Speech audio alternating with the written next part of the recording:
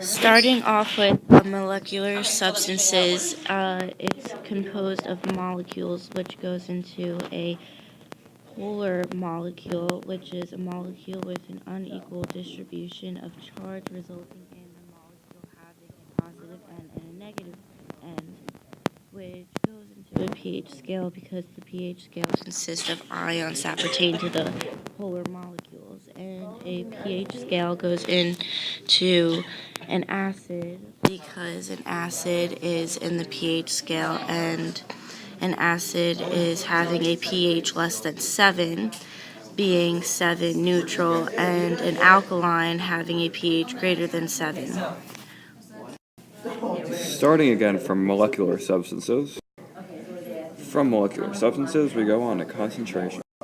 Concentration is how much solute exists within a certain volume of solvent, and since those are both usually molecules, we figured that that's where we should go from molecular substances.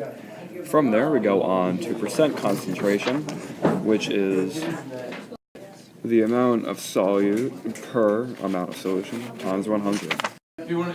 From concentration, we go to solubility.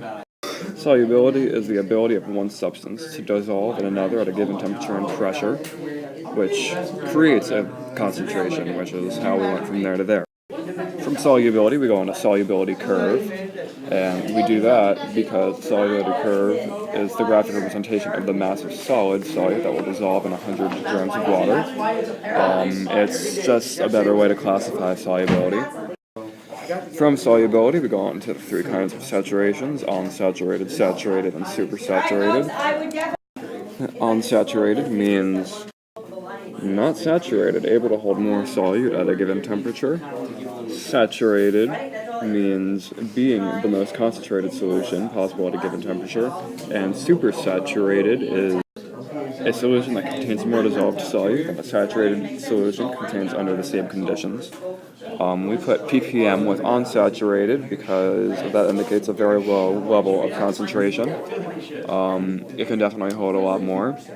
We put heavy metal with saturated because that contains just the right amount of really anything to be toxic to animals and humans.